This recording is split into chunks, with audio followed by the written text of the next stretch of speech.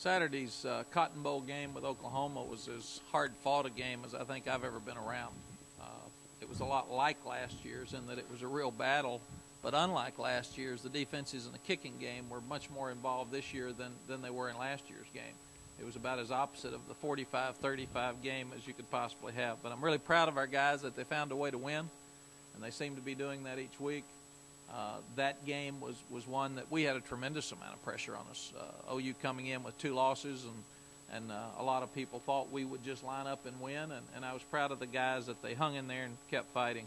It's 3-1 for the seniors against Oklahoma, and Colt and John will release later his body of work against Oklahoma as a quarterback.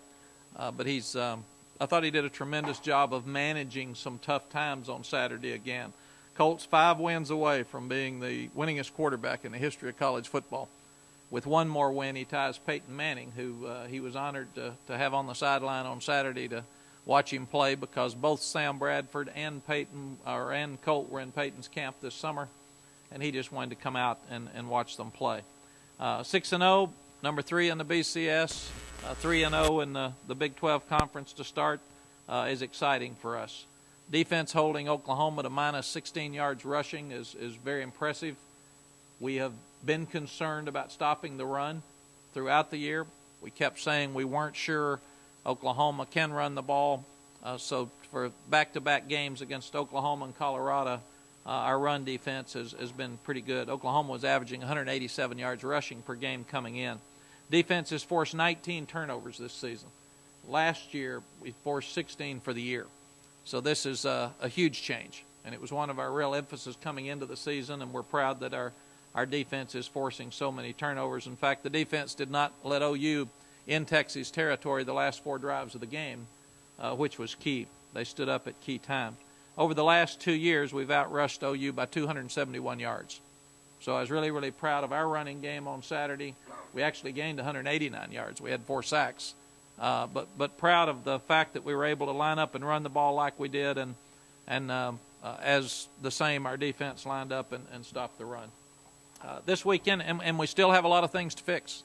So that's the good thing about where we are right now. We're still not near where we can be, but at the position at 6-0, you like the fact that we find new ways to win each week, and that's really the face of a good football team in my estimation. Missouri will be a tough game. They had 2 tough losses back-to-back. They really played hard against Nebraska and were ahead of them and gave up points in the 4th quarter in that rainstorm to win. But Galbert's a very good quarterback. They've got a 6'5" receiver, another receiver that can really run. Those 2 guys can fly, Alexander and Perry. Washington's a really good running back for them. They're running the exact same offense they did last year. They're still the spread. Their quarterback coach, Yost, became the offensive coordinator when Christensen left, so they really haven't changed anything. But you've got to tackle well in space, and that's another thing. We gave up a couple of big plays on Saturday and didn't tackle as well at times as we felt like we needed to. They're a 4-down defense. They blitz about 24% of the time, and Witherspoon's a top pro player. And they've got a lot of guys from Texas. They've got 7 starters back from last year's game, and we feel like that, once again, we're in the same position right now we were this time last year. We controlled our own destiny last year, being number 1 in the country after this game, and we let 1 second take it away from us and put it back into the system. And we'd rather continue to control our own destiny. And as coaches and players, we just got to make sure that we enjoy being in the mix after midseason, because if you're in the mix after the Oklahoma game, that's pretty good stuff when you're at Texas. And we've got to make sure that we take advantage of every opportunity that's left and take them one at a time and not start looking down the road. Coach, how do you explain the change in turnovers? Go ahead, you're first. The 19 this year, and also the great leading the country in 3rd down stops. How do you explain that? Is there? I think experience, older kids than we had last year. You start looking at what Sergio Kendall and Lamar Houston, Sam Macho, Keyston Randall, Ben Alexander's playing great. You start looking at what's happened to our front since we lost those guys last year. You lose Henry Melton, Brian Arakpo, Aaron Lewis, Roy Miller. You're not sure who will replace those guys. And what's happened, because of our depth right now, we have guys step up, and they're taking place of guys when it's their time. And we said that's why Texas has been consistent, is it's your responsibility to step up and take the guy's place that played ahead of you the year before and make sure that you play well. And we play a lot of guys, and we do that on purpose just so we'll make sure they take somebody else's place. We're also able to play better man coverage right now. The Shockey Brown, Curtis Brown, Aaron Williams, those guys are locking up man-to-man, and we're blitzing well. We're stopping the run, so we're putting more people in third and long. And if you, for instance, Oklahoma did not make a third down the second half. They were 3 for 15, I think, for the game. They were 3 for 10 at halftime. We made 1 out of 9 third downs because of penalties, because of turnovers the first half. We made 4 out of 8 the second half and controlled the ball 19 minutes. So that combination right now is really good. Historically of not getting down after a big game. Now you're playing Missouri, you said it, they're 0-2, but seemingly if you saw the first 4 games like against Illinois, they're actually a pretty good team. Gavrett's growing. How do you keep the team from looking at that 0-2 Big 12 record and thinking that this might be a weekend that you can recover from after OU? Just about all these kids played last year, and all we have to do is say .028 and make sure that they understand this was the stretch that got us in trouble last year. And we talked a long time yesterday in our meeting about you are what you are. So if you want to make this run, then you have to be prepared each week. You have to be excited like it's the only game of the year each week. And if you've got 6 games left to put yourself in a position to win the conference championship in the championship game, then it's on you, it's on the coaches to make sure that we get ourselves focused and ready every day. And we didn't play great on Saturday, but boy, did we play hard. You don't have to play great all the time to win. You do have to play hard. The more I know about this game, the more I realize that it's about attitude. It's about toughness.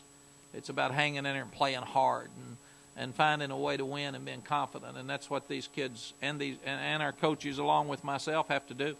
I told them you don't have to forget the Oklahoma win. That's a hard one to get around here. A lot of kids that played at Texas didn't beat them. We've had some that went through their string. So I want the kids to remember this game. I want them to enjoy it, but I want them to move forward. And that's really important and build on it. And the best thing is every kid on our team from Saturday still has some things that we can improve. So we can go back and coach hard. It wasn't last year. It was easier to coach the defense, harder to coach the offense when you get 45 points.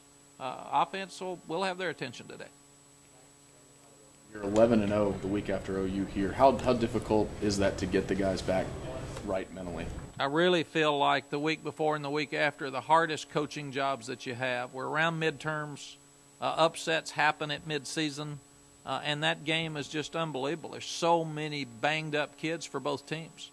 And emotionally, I talked to them about it. It's nearly like there's 2 feelings that are both unhealthy.